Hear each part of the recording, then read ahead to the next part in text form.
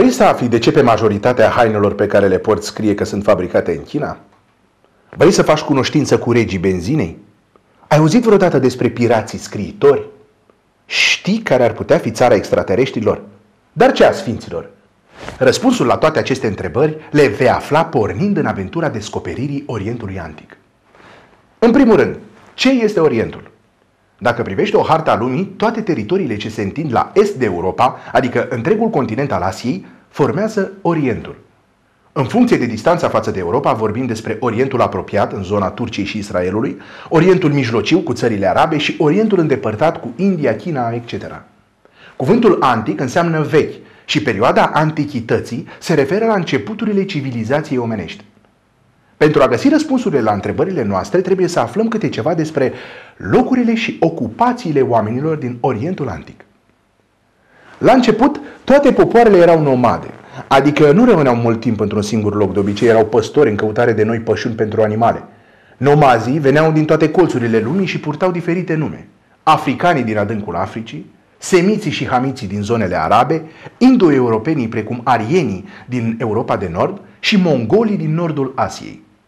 Cu timpul, oamenii au început să formeze așezări în zonele mai bogate și populațiile au început să crească. Decât să umbli toată ziua după mâncare, mai bine să rămâi într-un singur loc unde este din belșug.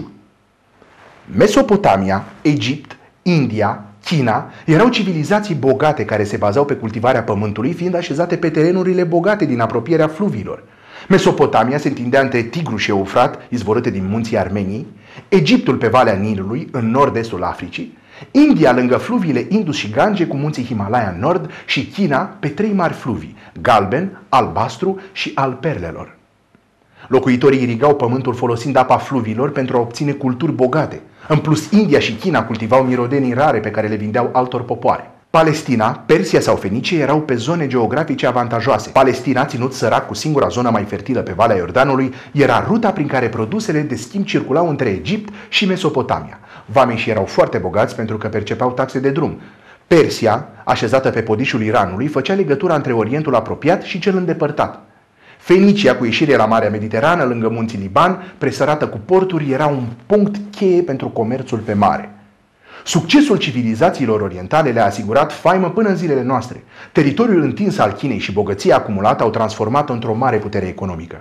Populația numeroasă oferă muncitori care produc un număr mare de obiecte la prețuri scăzute, printre care și multe dintre hainele pe care le porți. Mulțumită iranienilor, urmașii perșilor, putem circula cu mașina. Resursele lor bogate de petrol sunt principala sursă de benzină a lumii. Fenicienii au fost prima civilizație care au inventat alfabetul pentru a ține evidența mărfurilor transportate. Adevărați pirați scriitori. Monumentele impresionante precum piramidele și Sfinxul i-au făcut pe mulți să se întrebe dacă acestea sunt produse ale tehnicii egiptenilor sau opera extraterestrilor. Pe tărâmul Palestinei, în prezent Israel, țara Sfinților și a lui Isus, se desfășoară acțiunea din Biblie și este locul de origine al creștinismului. În concluzie, civilizațiile orientale se trag din populații nomade, hoinari, indo-europeni, semiți, hamiți, africani și mongoli. Succesul și supraviețuirea acestora s-a bazat fie pe tehnici avansate de agricultură, fie pe comerț.